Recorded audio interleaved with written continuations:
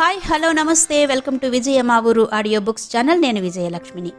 Friends, నవల స్రవంతిలో doctor C ఆనందరామం గారి అనిత నవల ఆడియోగా వినిపిస్తున్నాను కదా. మరి ఈరోజు అనిత నవల ఆడియో రెండో భాగం వినిపించబోతున్నాను. మరి ఆలస్యం చేయకుండా కథలోకి వెళ్ళిపోదాం.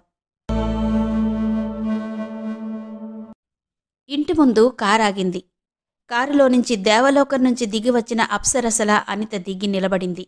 అప్రయత్నంగా ముందుకు 2 అడుగులు వేశాడు రాజారావు.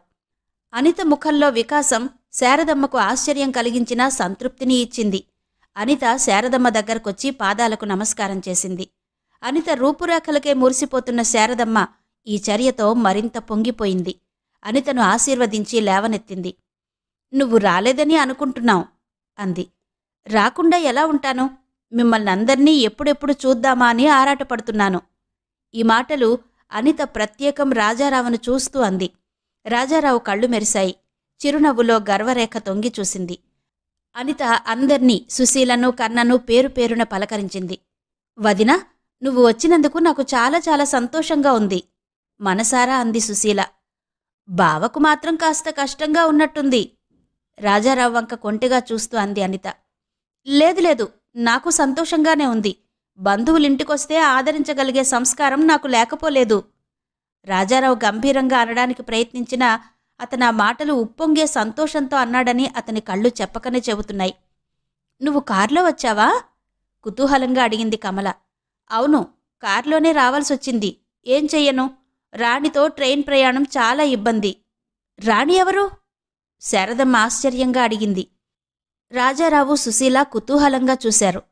"నా కూతురు. రా రాణి." అనిత డోర్ తెరిచి పట్టుకుంది. 4 ఏళ్ల పాప అనిత చెయ్యి పట్టుకుని కిందికి దిగింది. శారదమ్మ నెత్తిన పిడుగు పడింది. రాజారావు కాళ్ల కింద భూమి కంపించింది. సుశీల ముఖం పాలిపోయింది. కన్నా, కమల చంటిపాపను చూసిన ఆనందంతో చప్పట్లు కొట్టారు. "నీ కూతురా?" శారదమ్మ మళ్ళీ అడిగింది. "అవునత్తయ్యా, నా కూతురు. బాగుంది కదూ? మా నాన్నగారు ఇది చాలా ముద్దుగా ఉంటుందంటారు" అంది అనిత. "చాలా బాగుంది." కన్నా, కమల ఏకకంఠంతో ఒప్పుకున్నారు. "ఏ, నాన్నగారు నీకు పెళ్లి కాలేదని చెప్పారు?" కంఠం వణుకుతుండగా అంది శారదమ్మ. "అవునత్తయ్యా, ఇంకా నాకు పెళ్లి కాలేదు." తల గిర్రున తిరగసాగింది రాజారావుకు. సుశీల వణికే కింది పెదవిని మునిపంటితో నొక్కి పట్టుకుంది. మరి మరి కూతురెలా పుట్టింది?" అయోమయంగా అడిగింది శారదమ్మ. పకపక నవ్వింది అనిత. "ఇంత వయసొచ్చి పిల్లలెలా పుట్టారని అడుగుతున్నావా అత్తయ్యా?" అంది. ఆ వయస్సులో శారదమ్మ సిగ్గుతో చితికిపోయింది. పెళ్లి కాకుండా తల్లి కావడమే కాక తన సంతానాన్ని చేత్తో పట్టుకుని నిర్లక్ష్యంగా నవ్వుతున్న ఆ సుందరమూర్తిని పిచ్చిపట్టినవాడిలా చూశాడు రాజారావు. "ఆ పాపకి తండ్రి ఎవరు?" అతడి కంఠంలో పలికింది క్రోధమో, అయోమయమో, అసహ్యమో సరిగా అర్థం కాలేదు. "అది చెప్పగలిగే స్థితిలో నేనుంటే నాకింత ప్రయాస దేనికి? సమయం సందర్భం కుదరగానే మీకందరికీ అన్నీ చెబుతాను. అంతవరకు నన్నేమీ అడగకండి" అంది అనిత. "మీరు ఇంట్లో ఉండడానికి వీల్లేదు." లోపలకు వెళ్లబోతున్న అనిత రాజారావు కటువు స్వరం విని ఆగిపోయింది. పెంకిగా కవ్విస్తున్నట్టుగా రాజారావుని చూస్తూ, "మీ బంధువులను ఆదరించగలిగే సంస్కారం మీకుందన్నారు కదూ ఇప్పుడే? క్షణానికొక మాట మీకు?" అంది. రాజారావు తడబడ్డాడు. కానీ మీరు..." నేను?" నడుం మీద చేతులాంచి విలాసంగా నవ్వుతూ నిర్లక్ష్యంగా చూస్తోన్న ఆ మధురమూర్తిని క్షణకాలం మైమరిచి చూస్తూ నిలబడిపోయాడు రాజారావు. పకపక నవ్వింది అనిత. రాజారావు ఉలిక్కిపడి లజ్జపడ్డాడు. "మీ పాపకు ఇక్కడ సరిగ్గా జరగదు. రాణికి ఆయా ఉంది. ఇంకాసేపట్లో వస్తుంది. ఇక్కడ దాని బంధువులున్నారట. అక్కడ దిగింది. రోజూ పొద్దున్నే వచ్చి సాయంకాలం వరకు చూసి నిద్రపుచ్చి వెళ్ళిపోతుంది. మీ కారుకిక్కడ షెడ్ లేదు." "ఆ ఏర్పాట్లు కూడా చూసుకున్నాను. నా కారు కేశవరావు గారింట్లో ఉంటుంది. డ్రైవరు అక్కడే ఉంటాడు." "కేశవరావంటే రమణరావు తండ్రి?" "అవును." "ఆయన మీకు తెలుసా?" "ఇంతకుముందు తెలీదు. ఈ ఊరు రావాలని నిర్ణయించుకున్నాక తెలుసుకున్నాను." అనితను చూస్తున్న కొద్దీ విభ్రమం కలగసాగింది రాజారావుకి. "ఆఖరి ఆటంకం కూడా చెప్పండి. నేనుండడం వల్ల మీకు ఇబ్బంది. దానికి నా సమాధానం, నా ఖర్చు నేనే భరించుకుంటాను." ఈ మాటలు రాజారావు అహాన్ని గుచ్చాయి. అక్కర్లేదు, మీ అంత ఐశ్వర్యవంతులం కాకపోయినా తిండికి లేనివాళ్లం కాము అన్నాడతను. అయితే నేనుండడానికి అభ్యంతరమేం లేనట్టేగా? ఉంది, అప్రతిష్ట. నా వల్ల మీకేం అప్రతిష్ట? నేను మీ భార్యను కానుగా. విస్తుపోయి చూస్తోన్న రాజారావును దాటుకుంటూ చిరునవ్వుతో లోపలికెళ్ళిపోయింది అనిత. అనిత సాధించవలసిన పనులు చాలా ఉన్నాయి. అందులో ఏది ముందో ఏది వెనకో ఆలోచించుకుంటోంది. ముందుగా జానకిని కలుసుకుంది. జానకి ఆప్యాయంగా అనితను కౌగలించుకుని, బాగున్నావా? రాణి కూడా వచ్చిందా అంది. ఆ, నాతో కూడా తీసుకొచ్చాను. ఎవ్వరూ ఏమీ అనలేదు? అనకుండా ఎందుకుంటారు? మరి ఎలా తట్టుకున్నావు? అసలా ఇంట్లోకి ఎలా అడుగు పెట్టగలిగావు?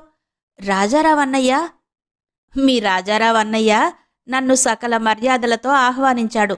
ఆయన తన బంధువులను ఆదరించి తీరుతాడట. తనలో తను చిలిపిగా నవ్వుకుంది అనిత. నమ్మలేకపోతున్నాను రాణి. సంగతి తెలిసాక నిన్ను ఇంట్లో ఉండనిచ్చాడా అన్నయ్య? నన్ను ఒకరు ఉండనిచ్చేదేంటి? ఆ ఇంటి కోడల్ని గర్వంగా అంది అనిత. నీ మాట యథార్థం కావాలనిత. అప్పుడు నాకంటే ఎవరూ ఎక్కువగా సంతోషించరు. ముఖం సంతోషంతో వెలిగిపోతుండగా అంది జానకి. నా సంగతొదిలేయ్, నీ సంగతి ఆలోచించు. అందుకే వచ్చాను. నేనొక ప్రణాళిక ఆలోచించాను అంది అనిత. జానకి ముఖంలో వికాసం ఎగిరిపోయింది. మనిద్దరం క్లాస్మేట్స్ కావడం నా అదృష్టమనిత. నీకు నా మీద గల ప్రేమకు ఎంతో పొంగిపోతున్నాను. కాని ఏ ప్రణాళికలు నా అదృష్టాన్ని మార్చలేవు. అదిగో ఆ ఏడుపు ముఖమే నాకిష్టం లేదు. భగవంతుడు మనకు జీవితాన్నిచ్చింది నవ్వుతూ త్రుళ్ళుతూ ఉండమని. అందరికీ ఆ అదృష్టం పట్టదు అనిత. ప్రయత్నం చెయ్యకుండా నిరాశపడితే ఎలా? ఏం చెయ్యమంటావ్? మా ఇంటికి, అదే మా మేనత్తగారింటికి రమణరావు ఎప్పుడు వస్తాడో తెలుసుకుని నీకు చెబుతాను. అప్పుడు నువ్వు సరిగ్గా అక్కడకు రావాలి. రాలేను. అలా చేస్తే సుశీలకి రాజారావు అన్నయ్యకి కష్టం కలుగుతుంది. సుశీలకి కష్టం కలగకుండా నేను వివరిస్తాను. రాజారావు బావకెందుకు కష్టం కలుగుతుంది? జానకి మాట్లాడకుండా పెదవి పంటితో కొరుక్కుంటూ కన్నీళ్లాపుకుంటూ కూర్చుంది. అనిత అసహనంగా, బావకు విషయం తెలుసా అంది. తెలిసే ఉంటుంది. తెలిసే నిన్ను అసహ్యించుకుంటున్నాడా? సంఘంలో పరువు ప్రతిష్టలు ముఖ్యం కదా మరి. నేను అల్లరిపాలైన దానిని. అలా మాట్లాడకు. నాకు చాలా అసహ్యంగా ఉంది. నువ్వు నిరపరాధివని తెలిసే సంఘంలో ప్రతిష్ట కోసం చెల్లెలిలా అభిమానించే నిన్ను దూరంగా ఉంచాలనుకుంటున్నాడా రాజారావు? అతన్ని మార్చాలని ప్రయత్నించావా నువ్వు?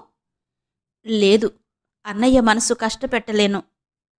కష్టపెడుతున్నానేమోననే భ్రమతో నిన్ను సరిగా అర్థం చేసుకునే అవకాశం బావకివ్వడం లేదు నువ్వు. కష్టపెట్టుకుంటే పెట్టుకొని కొన్ని విషయాలు అతనికి తెలిసి రావాలి అంది అనిత. జానకి గాభరా పడింది. వద్దొద్దు. వింటున్న తులసమ్మ కలగచేసుకుంది. ఒకసారి తనను తను రక్షించుకోవాలని ప్రయత్నించి ఇంత ఊబిలోకి దిగింది. ఇంకా ఎందుకమ్మా ఈ ప్రయత్నాలు? మరే రంగులు పులుముతారో. పోనీలే, అన్యాయాలు అపనిందలు సహించడం మాకలవాటైపోయింది అందావిడ. సహిస్తున్న కొద్దీ అక్రమాలు ఎక్కువవుతాయి గాని తగ్గవు. ఇంకా 20 కూడా నిండని జానకి జీవితం ఇలా నాశనం కావాల్సిందేనా?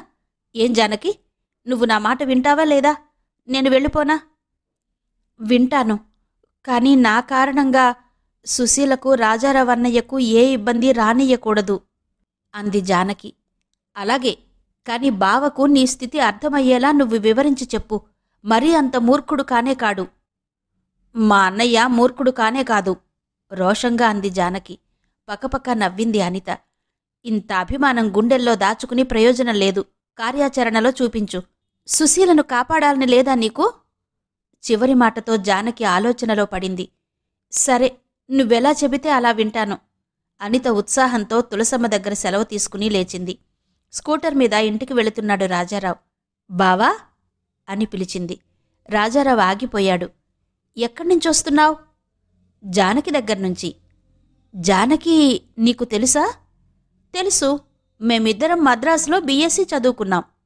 మీరు మద్రాసులో స్నేహితులైతే అయ్యారు గాని ఇక్కడ మాత్రం నువ్వా ఇంటికి రాకపోకలు చేయడానికి వీల్లేదు అన్నాడు రాజారావు.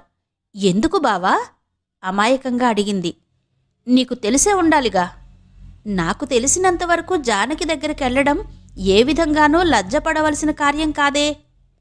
ఇది మద్రాస్ కాదు. ఇక్కడ నీకు తెలియని సంగతులు చాలా ఉన్నాయి. నేను నొక్కి చెబుతున్నాను. నా కుటుంబంలో వ్యక్తులెవరూ నా మాట కాదనడానికి వీల్లేదు. హమ్మయ్యా, బ్రతికిపోయానైతే. నేను బంధువుని మాత్రమే, కుటుంబంలోని వ్యక్తిని కాను కదా. భార్య, చెల్లెళ్ళు, తమ్ముళ్ళు, తల్లి, తండ్రి వీళ్లే కుటుంబంలోని వ్యక్తులు అంది అనిత. గుర్రుమన్నాడు రాజారావు. నువ్వు నా ఇంట్లో ఉంటున్నంతవరకు మా మర్యాద కాపాడాలి. తప్పక కాపాడుతాను. ఆ ప్రయత్నంలోనే రాణిని కూడా తీసుకొచ్చాను. రాజారావు ముఖం ఎర్రగా కందిపోయింది రోషంతో. నవ్వు నాపుకోవడానికి ప్రయత్నిస్తూ పైట చెంగు నోటికడ్డం పెట్టుకుంది అనిత. అది చూసిన రాజారావుకు మరింత మండింది. నీకసలు లజ్జ అంటే ఏంటో తెలుసా? తెలీదు. లజ్జపడవలసిన పనులు నేనెప్పుడూ చెయ్యలేదు. నీకు తెలుసా? చెప్పవా అంది. నువ్వు నువ్వు కోపంతో పిడికిలి బిగించి మాట పూర్తి చేయలేకపోతున్నాడు రాజారావు. నీ మరదల్ని నమ్రతతో అందించింది అనిత. కాల్చేసేలా ఒక్కసారి అనితను చూసి తల విసురుగా తిప్పుకుని స్కూటర్ స్టార్ట్ చేశాడు రాజారావు. అబ్బా అని కింద కూలబడింది అనిత. రాజారావు స్కూటర్ దిగి గాభరాగా ఏం జరిగింది అన్నాడు. క్రింద పడిపోయాను. కాలు నరం పట్టేసింది. అడుగు తీసి అడుగు వెయ్యలేకపోతున్నాను. ఏది చూడని. కాలుమీద చెయ్యి వెయ్యబోయాడు రాజారావు. అబ్బా అని కెవ్వున కేక వేసింది అనిత. బాధతో విలవిలలాడుతున్న అనిత ముఖం చూస్తుంటే జాలితో నిండిపోయింది రాజారావు మనసు. జాగ్రత్తగా స్కూటర్ మీద కూర్చోగలవా? ఇంటికెళ్ళి డాక్టర్ని పిలిపిస్తాను.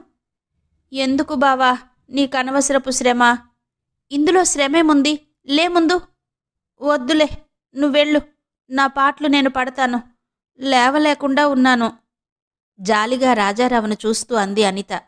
రాజారావు అనితను లేవదీసి స్కూటర్ మీద కూర్చోబెట్టాడు. ఓపిక లేనిదానిలా రాజారావు మీద ఒరిగి కూర్చుంది అనిత. స్కూటర్ మీద ఇంటికొచ్చిన అనిత, రాజారావులను చూసి శారదమ్మ, సుశీల ఆశ్చర్యపోయారు.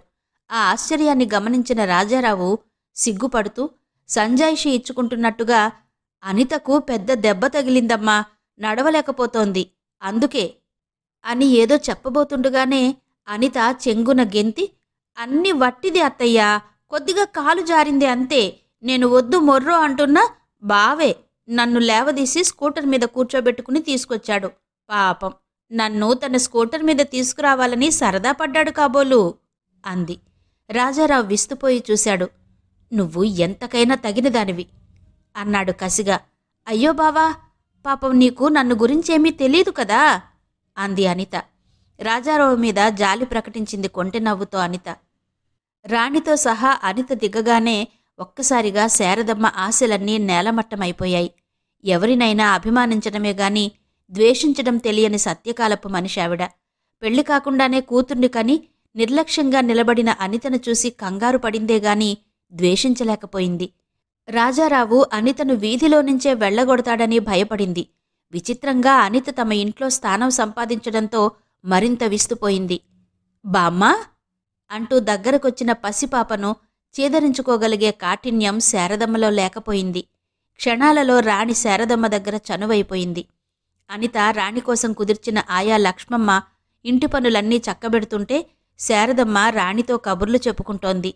కన్నకు, కమలకు రాణి రావడం చాలా సంతోషంగా ఉంది. రాణి తనతో రకరకాల ఆట సామాన్లు తెచ్చుకుంది. ఆ ఆట సామాన్లు చూస్తూ కన్నకు, కమలకు ఒళ్ళు తెలియడం లేదు. ఒకసారి రాణి మావయ్య అంటూ రాజారావు చేతిలో బిస్కెట్ పెట్టబోయింది. ఛ, నన్ను మావయ్య అని పిలవకు అన్నాడు చికాగ్గా రాజారావు. మరి ఏమని పిలవను అమాయకంగా అడిగింది రాణి. అక్కడే ఉన్న అనిత కలిగించుకుని, నాన్న అని పిలు, పాపం అలా పిలిపించుకోవాలని ఆశగా ఉంది కాబోలు అంది. నాన్నా ముద్దుగా అంది పాప. కమలా కన్నా చప్పట్లు కొట్టారు. రాజారావుకు ఒళ్ళు తెలియని కోపమొచ్చింది. నేను నీ నాన్నని కాను. మరి ఎవరు మా నాన్న? మీ అమ్మనడుగు. అమ్మ నువ్వని చెప్పిందిగా. అనిత, ఏంటిది? ఏముంది అమాయకంగా అడిగింది అనిత. చచ, ఈ పాపనిక్కడి నుంచి తీసుకుపోండి. ఒక్క క్షణం శాంతి లేదు. అంత అశాంతి ఎందుకు బావా? నువ్వు ప్రేమించిన అమ్మాయి నిన్ను చేసుకోనందా? నోరు మూసుకో. ప్రేమించడం తప్ప నాకు వేరే పనిలేదు కాబోలు. నీకు తీరుబడిగా ఉన్న సమయం చూసుకుని కలుగుతుందేంటి ప్రేమ? అందరూ నీలా ఎవరు కనిపిస్తే వాళ్లను ప్రేమించరు. ఓహో, నువ్వు కనపడక ముందు నుంచి ప్రేమిస్తున్నావన్నమాట. కలలో చూశావా? ఊహలో చిత్రించుకున్నావా? ఫోటో చూశావా?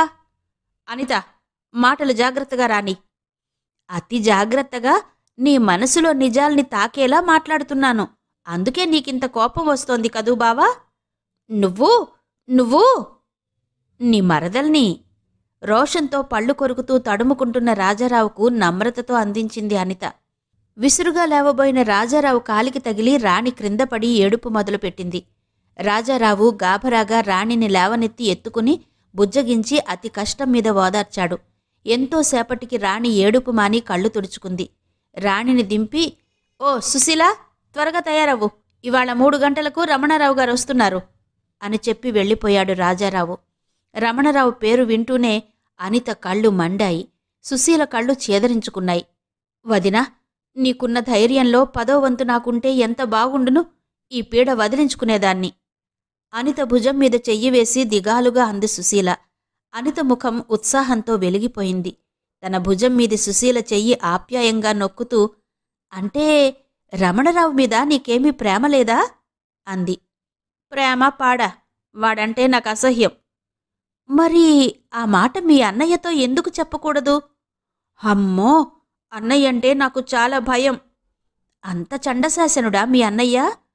నీకు తెలీదు వదినా, మా నాన్నగారు అప్పుల సముద్రంలో వదిలిన ఈ కుటుంబాన్ని గట్టుకు తేవడానికి, మమ్మల్నందర్నీ వృద్ధిలోకి తేవడానికి అన్నయ్య ఎంత పాటుపడుతున్నాడో నువ్వు ఊహించలేవు. అన్నప్పులున్నాయా మీకు? నీకు పుణ్యం ఉంటుంది. మళ్ళీ అన్నయ్యతో చెప్పకు. మాకు అప్పులున్న సంగతి మరొకరికి తెలియడం అన్నయ్యకిష్టం లేదు. ఇప్పుడు మేమున్న స్థితిలో పెద్ద కట్నాలిచ్చి నాకు మంచి సంబంధం తేవడం తేలికైన పని కాదు అన్నయ్యకి.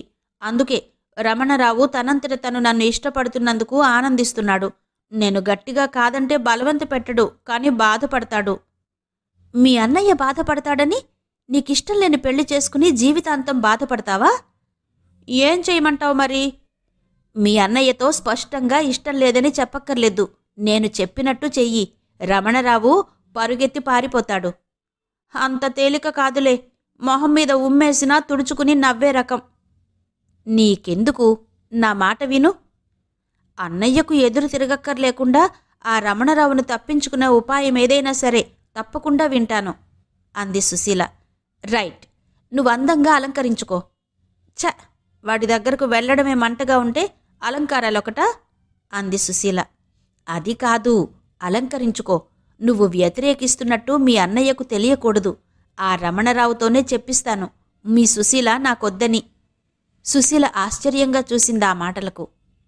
అత్యంత ఆకర్షణీయంగా అలంకరించుకున్న సుశీలను చూసి ముగ్ధుడయ్యాడు రాజారావు. చెల్లెలు తన సూచనకు మనసారా అంగీకరిస్తున్నదని తృప్తిపడ్డాడు. సుశీల పక్కనే ఏ అలంకారాలు లేకపోయినా మెరుపుతీగలా కనిపిస్తున్న అనితను, అనితకేసి కళ్ళప్పగించి చూస్తున్న రమణరావును చూసేసరికి మతిపోయింది రాజారావుకి. అతని గుండె కలుక్కుమంది.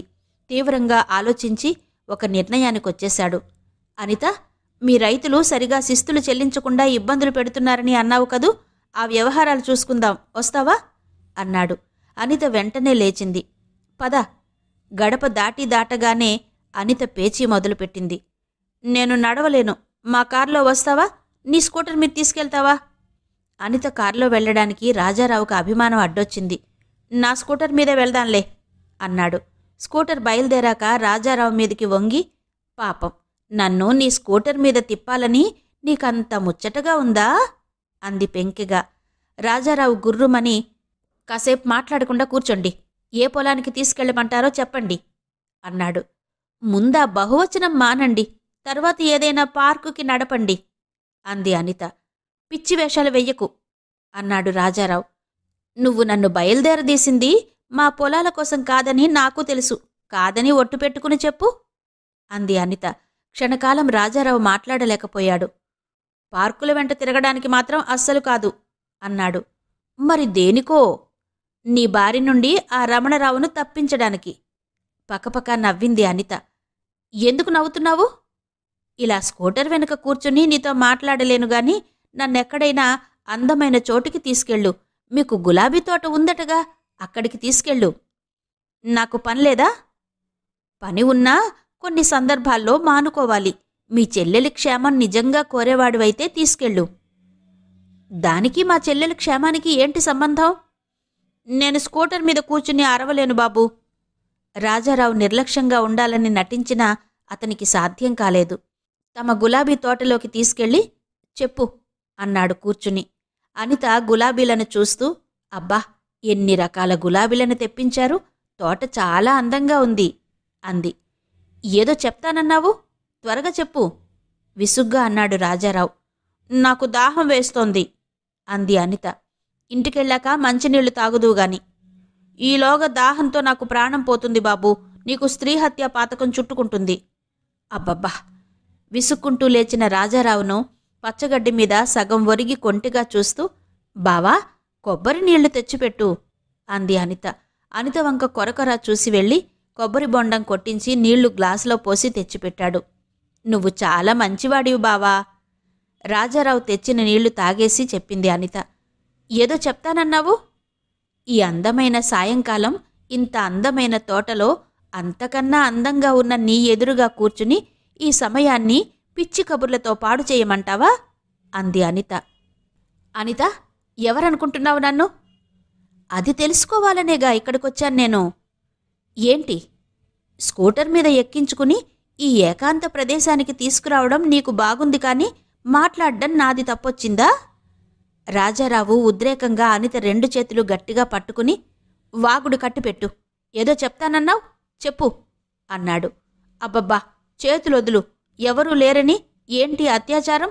పరపురుష స్పర్శ నేను భరించలేను అంది అనిత. రాజారావు చటుక్కున్న చేతులు వదిలి ముఖమంతా ఎర్రబడగా, ఐఎమ్ సారీ అన్నాడు. ఆ ముఖంలోకి ఆర్ద్రంగా చూస్తూ, నా బారి నుండి రమణరావును కాపాడడానికి తీసుకొచ్చావా నన్ను అంది. అవును, నా బారి నుండి కాపాడుతావు సరే, నాలాంటి వాళ్ళు, నాకున్న అందంతో పాటు నాకు లేని చాంచల్యం కూడా కలిగిన వాళ్ళు చాలామందున్నారు. వాళ్ళందరి బారి నుండి కాపాడగలవా? తెల్లబోయాడు రాజారావు. లాయర్ గారి మెదడు కోర్టులోనే తప్ప తక్కిన ప్రదేశాల్లో పనిచెయ్యదా? నీకు ప్రధానమైందేంటి? నీ చెల్లెలికి పెళ్లి కావడమా, ఆవిడ సుఖంగా ఉండడమా? పెళ్లి చేసుకుని సుఖంగా కాపురం చెయ్యడం. నిజంగా నీ ఉద్దేశం అదే అయితే రమణరావుకి సుశీలను ఇస్తాననవు అంది అనిత. ఏ, రమణరావుకేం తక్కువైంది? ఏం తక్కువో నీకు కూడా తెలుసునని నన్ను అతని ముందు నుంచి తప్పించి తీసుకురావడంలోనే అర్థమైంది. అది తెలుసుకుని కూడా సుశీలను అతడికే ఇద్దామనుకుంటున్నావా? నీ బరువు దించుకోవడమే నీకు ప్రధానమా? ఆ తర్వాత సుశీల కష్టసుఖాలు నీకక్కర్లేదా? రాజారావు లోలోపల మదనపడి అపరాధిలా అనిత వంక చూస్తూ, పెళ్ళయ్యాక ఇలాంటి చాపల్యాలు సర్దుకుపోవా అన్నాడు. సర్దుకోకపోతే? రాజారావు సమాధానం చెప్పలేకపోయాడు. వడలిపోయిన అతని ముఖంలోకి సంతృప్తిగా చూస్తూ, నిన్ను మరొకటి అడుగుతాను, చెప్పు అంది. అడుగు. నీకు సుశీల మీద మాత్రమేనా ప్రేమ? నీ చెల్లెళ్ళందరి మీద ఉందా? ఇంటి పెద్ద కొడుకుని. మా నాన్నగారు కుటుంబ బాధ్యతలన్నీ నా మీద వదిలి వెళ్లారు. నా చెల్లెళ్ళు, తమ్ముళ్ళు అందరి మీద నాకు ప్రేమ ఉంది. వాళ్లను వృద్ధిలోకి తీసుకురావడమే నా ఏకైక ధ్యేయం అన్నాడు. అనిత ఏదో మాట్లాడబోయిన దానిలా పెదవి కదిపి అంతలోనే తనను తాను నిగ్రహించుకుంటున్న దానిలా ఊరుకుంది. ఏంటి అడిగాడు రాజారావు. ఇప్పుడు చెప్పవలసిన విషయం కాదులే. సరే, పోదాం పద. అనిత రాజారావులు ఇంటికొచ్చేసరికి సుశీల హుషారుగా రేడియో వింటోంది. రమణరావు లేడు. రాజారావు ఆశ్చర్యంగా, రమణరావు గారేరి అన్నాడు. నువ్వు వెళ్ళిపోయిన 10 నిమిషాలకే వెళ్ళిపోయారు. అదే, నువ్వు ఏమైనా? రామరామ, ఉండమని ఎంతో ప్రాధేయపడ్డానన్నయ్యా. ఒంట్లో బాగుండలేదట, వెళ్ళిపోయారు. ఒంట్లో బావుండలేదా? రాజారావు త్వరగా రమణరావును చూడ్డానికి వెళ్ళిపోయాడు. సుశీల, అనిత ఒకరి చేతులొకరు పట్టుకుని విరగబడి నవ్వుకున్నారు. రమణరావు శరీరం నిండా స్వేదజలం కమ్ముకుంది. ముఖం పాలిపోయింది. పెదవులు వణుకుతున్నాయి. కళ్ళు చలిస్తున్నాయి. కొన్ని క్షణాల్లో కొన్ని సంవత్సరాలు జబ్బుపడ్డ మనిషిలా అయిపోయాడు. రమణరావు గారు, ఏంటి వంట్లో సుస్తి? ఆశ్చర్యంగా అడిగాడు రాజారావు. రమణరావు బెంబేలుగా రాజారావును చూస్తూ, సుస్తియా? ఒంట్లోనా? నాకా? లేదే, ఏం లేదు అన్నాడు. మరి సుశీల మీకు ఒంట్లో సుస్తి అని చెప్పిందే? మీరు అలాగే కనిపిస్తున్నారు. సుశీల చెప్పిందా? అలా కనిపిస్తున్నానా? అవును, సుస్థి, ఏదో సుస్థి చేసింది. ఎందుకలా కంగారు పడుతున్నారు? ఏం జరిగింది? మా ఇంటికి వెళ్దారండి. మీ ఇంటికా? వద్దొద్దు, రాను రాను. అదేంటి, మా ఇంటికి రారా? రానంటే వస్తాను. వస్తానంటే ఇప్పుడు రాను. ప్లీజ్ నన్ను క్షమించండి. మీరు వెళ్ళండి. ప్రస్తుతం నేనేం మాట్లాడలేను. తర్వాత మాట్లాడుకుందాం. రాజారావు ఆశ్చర్యంగా చూసి ఏదీ అర్థం కాక వచ్చేశాడు. రమణరావు గారికి ఎలా ఉందన్నయ్యా? ఎంతో ఆదుర్దాగా అడిగింది సుశీల. ఏమోనమ్మా, ఎందుకో గాబరాగా కనిపిస్తున్నాడు. అడిగితే చెప్పడం లేదు. ఇక్కడేమైనా జరిగిందా? చెప్పుకోదగిన సంఘటన ఏదీ జరగలేదే. జానకి వచ్చింది. అకస్మాత్తుగా లేచిపోయారు. జానకి వచ్చిందా? కోపంగా అడిగాడు రాజారావు. అవును, అమ్మకు గుండెలో నొప్పి వస్తే సేవ చేయడానికొచ్చింది. వంట చేసి అమ్మకు కాపడం పెట్టి ఇప్పుడే వెళ్ళింది. రాజారావు కోపం మంచులా కరిగిపోయింది. దౌర్భాగ్యురాలు అన్నాడు బాధగా నుదురు రాసుకుంటూ. అనిత ఉద్రేకంగా లేచింది. జానకి కాదు దౌర్భాగ్యురాలు. ఈనాటి మన సామాజిక వ్యవస్థ దౌర్భాగ్యపుది. దానికి ప్రతినిధులమైన మనం దౌర్భాగ్యులం అంది అనిత. మనం చేసే పాడుపనులకు సమాజమేం చేస్తుంది? అన్నాడు రాజారావు. పాడుపనులు చేసింది ఎవరు? డబ్బు అధికారం ఉన్న పెద్ద మనుషులుగా చెలామణి అవుతున్న కొందరు. ఆ అక్రమాన్ని సహించి ఊరుకుంది సమాజం. అంటే మనం. మధ్యన నలిగిపోయేది జానకిలాంటి అమాయకులు. జానకిది తప్పు లేదనే అనుకుందాం. ఒంటరిగా పార్కుకు వెళ్లవలసిన అవసరం ఏమొచ్చింది? బాగుందన్నయ్యా నీ వాదన. ఒంటరిగా పార్కుకు వెళ్లిన స్త్రీకి రక్షణ లేని సమాజం అన్నమాట మనది. సమస్యలను ధైర్యంగా ఎదుర్కొని పరిష్కరించుకోలేక వెనక్కి చీకటిలోకి పారిపోదామంటావా? అబలలకు బలహీనులకు రక్షణ కల్పించవలసింది పోయి వారిని వెలుతురు చూడకుండా దాక్కోమంటావా? దుర్మార్గాన్ని యథేచ్ఛగా పెరగనిస్తావా? అంది. కోర్టులో జానకి దోషిగా రుజువయింది. పత్రికలన్నింటిలోనూ ఈ వార్త వచ్చింది. ఊరంతా ఉడికింది. జానకిని ఎలా కాపాడతారు? నువ్వు లాయర్వి. జానకి కేసు విచారణ నాటికి నువ్వు డిగ్రీ అందుకోలేదు గనుక మన న్యాయస్థానాలలో మర్మాలు తెలియకపోవచ్చు. ఈనాడు నీకు బాగా తెలిసి ఉండాలి. కోర్టులు ఎల్లవేళలా న్యాయానికే బద్ధమై ఉంటున్నాయా? రాజ్యాధికారాన్నే డబ్బుతో కొంటున్న ఈ యుగంలో న్యాయాన్ని కొనలేరా? లోలోపల మదన పడుతున్నట్టు రాజారావు బొమ్మలు ముడుచుకున్నాయి. కొంచెంసేపు ఏదీ మాట్లాడలేకపోయాడు. చివరకు ఒక స్థిర నిశ్చయానికి వచ్చిన వ్యక్తిలా లేచి నిల్చున్నాడు. వ్యక్తిగతంగా ఆశయాలు అభిరుచులు వేరు. గౌరవనీయమైన కుటుంబపు పెద్దగా నా బాధ్యతలు వేరు. జానకిని నా సొంత చెల్లిలా అభిమానించాను. కాని ఈనాటి స్థితికి మనసారా బాధపడుతున్నాను. కాని జానకి ఇక్కడికి రావడానికి వీల్లేదు. మీరు అక్కడికి వెళ్లడానికి వీల్లేదు. నా చెల్లెళ్లకు మంచి సంబంధాలు కుదిరి పెళ్లి కావాలి. అన్నిటికంటే అదే నా ప్రధానమైన ధ్యేయం అన్నాడు రాజారావు. అనిత ముఖం చూడలేనివాడిలా గబగబా వెళ్లిపోయాడు రాజారావు. అనిత సుశీల ఒకరి ముఖం ఒకరు చూసుకున్నారు. ఎలా వదినా? అంది సుశీల దిగులుగా. అనిత సమాధానం చెప్పలేదు. తీవ్రంగా ఆలోచిస్తూ కూర్చుంది. కన్నకు కమలకు ఇద్దరికీ ఒకేసారి కడుపు నొప్పొచ్చింది. కడుపు చేత్తో పట్టుకుని చెరోమూలా పడుకున్నారు. కడుపు నొప్పా? డాక్టర్ని పిలుస్తాను అంది అనిత. ఇద్దరూ ఒక్కసారిగా ఉలిక్కిపడ్డారు. వద్దొద్దు వదినా, డాక్టర్ని పిలవకు, అదే తగ్గిపోతుంది అన్నారిద్దరు. అనిత నిదానించి ఇద్దర్నీ చూసింది. ముఖంలో ఎక్కడా బాధపడుతున్న లక్షణాలు లేవు. అంతలో శారదమ్మ అక్కడికి వచ్చి, కన్నా, కమల, ప్రైవేట్ మాస్టర్ వచ్చారు, లేచి పుస్తకాలు తీసుకురండి అంది. ఇద్దరూ ఒక్కసారే అబ్బా కడుపు నొప్పి అని మూలగసాగారు. అనితకు వాళ్ల కడుపు నొప్పేంటో అర్థమైపోయింది. బయటకొచ్చి చూసింది. చేతిలో పేము బెత్తంతో కూర్చున్నారు పిలక మాస్టారు. ఆ పేము బెత్తానికి పిల్లల కడుపు నొప్పికి గల దగ్గర సంబంధాన్ని చిటికలో ఊహించుకుంది అనిత. పిల్లలకు కడుపు నొప్పట మాస్టారు, వాళ్ళు రారు, మీరు వెళ్ళిపోండి అంది అనిత. కడుపు నొప్పి గిడుపు నొప్పి అంతా ఒట్టిది. ఇలా పిలవండి, 2 వడ్డిస్తే అన్నీ చక్కబడతాయి అన్నాడా మాస్టర్. అనితకు చిరాకు కలిగింది. వాళ్ళు రారని చెప్తుంటే మీక్కాదు, వెళ్ళిపోండి అని కసిరి లోపలికి వెళ్ళిపోయింది. మాస్టారి గుండెల్లో రాయిపడింది. ఈ పిల్లలు ఏ రోజుకా రోజు ఇలాగే కడుపు నొప్పి అంటూ ఉంటారు. ఇలా ప్రతిరోజు వీళ్ళు ట్యూషన్ మానేస్తే తనకు ట్యూషన్ డబ్బులు రావు. ఈ ట్యూషన్ వల్ల ఏదో కాస్త గడుస్తోంది గాని కేవలం బళ్ళో ఇచ్చే జీతం ఏ మూలకి అనుకున్నాడు. తిన్నగా రాజారావు దగ్గరకు వెళ్ళాడు. పిల్లలు కడుపు నొప్పి అన్నారండి. మీ ఇంట్లో ఆవిడెవరో పిల్లల్ని ట్యూషన్కి పంపలేదు అని చెప్పాడు. రాజారావుకు వల్లమాలిన కోపం వచ్చింది. విసురుగా లోపలికొచ్చాడు. ఏది ఆ దొరసానిగారు? కుట్టుకుంటూ కూర్చున్న సుశీల బెదురుగా ఎవరు వదినా అంది. చ అలా పిలవకు. ఎక్కడుంది? పిల్లల్ని తీసుకుని పార్కులోకి వెళ్ళింది. కడుపు నొప్పన్నారట? ఏమో మరి. లోపల పళ్ళు నూరుకుంటూ తక్షణమే పార్కుకు వెళ్లాడు రాజారావు. కన్నను, కమలను, రాణిని ఉయ్యాల్లో కూర్చోబెట్టి ఊపుతోంది అనిత. తలంటి పోసుకున్న జుట్టు గాలికి ఎగురుతూ ముఖం మీద పడుతోంది. పైట చెంగు నడుం చుట్టూ దోపి తను ఒక చిన్న పిల్లలా నవ్వుతున్న అనిత సుందరమూర్తిని చూస్తూ కొన్ని క్షణాలు నిలబడిపోయాడు. అంతరంగంలో అపరాధ భారం దాచుకున్న వాళ్లకు అంత స్వచ్ఛంగా నవ్వడం సాధ్యపడుతుందా? అవివాహితగా మాతృమూర్తి అయ్యే దురదృష్టం పాలైన వ్యక్తులు ఇంత ఉల్లాసంగా ఉండగలరా? ఏంటి అనిత అనుకున్నాడు రాజారావు. తననే చూస్తున్న రాజారావు చూపులతో కలుసుకున్నాయి అనిత చూపులు.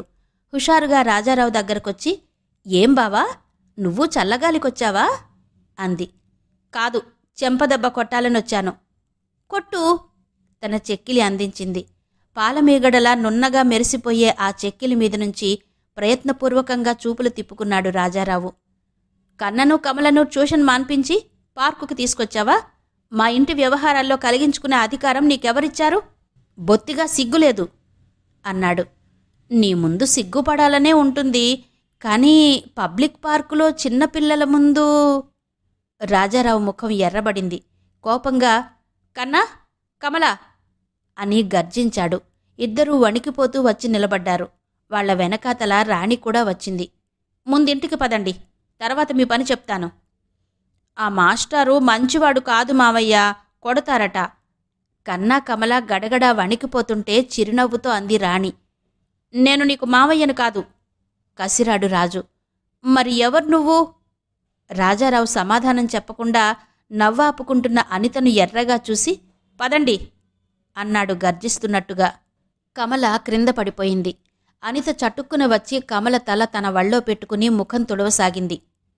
చూడు భయంతో ఎలా అయిపోయిందో. పసిపిల్లల మీద నా ప్రతాపం. చిన్నపిల్లలు సహజంగా చాలా మంచివాళ్లు. వాళ్లని పాడు చేసేది పెద్దవాళ్లు. మంచి మాటలతో పసిపిల్లలు మన మాటలు ఏవైనా సరే వినేలాగా చేసుకోవచ్చు.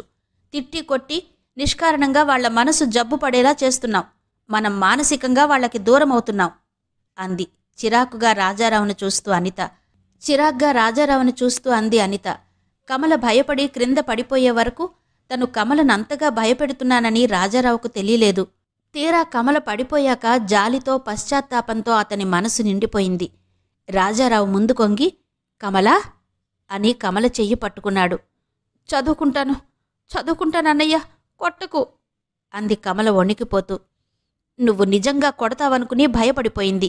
నువ్వెళ్ళు, వీళ్ళిద్దరినీ నేనింటికి తీసుకొస్తాను అంది అనిత. దెబ్బతిన్నట్టు చూశాడు రాజారావు. వీళ్ల క్షేమం కోరే, వీళ్లు చదువుకుని వృద్ధిలోకి రావాలని అంత కఠినంగా ఆజ్ఞాపించాను అన్నాడు రాజారావు. నాకు తెలుసు. చిన్న వయసులోనే శక్తికి మించిన బాధ్యతలను మోస్తూ తండ్రి నడి సముద్రంలో వదిలేసిన ఆ కుటుంబాన్ని ఒడ్డుకు చేర్చాలని ప్రయాసపడుతున్న ఆ యువకుణ్ణి ఆదరంగా చూస్తూ అంది అనిత. ఆ చూపులతో కొన్ని క్షణాలు రాజారావు చూపులు చిక్కుకుపోయాయి. అలసిపోయిన అతని శరీరానికి, మనసుకు ఆ చల్లని చూపులలో ఏదో చల్లని ఊరట లభించినట్టయింది. ఇంతవరకు డాక్టర్ సి ఆనందరామం గారి అనిత నవల ఆడియో 2వ భాగం విన్నారు కదా. మిగిలిన కథ తరువాతి భాగాల్లో వినిపిస్తాను. అంతవరకు సెలవు. నమస్తే.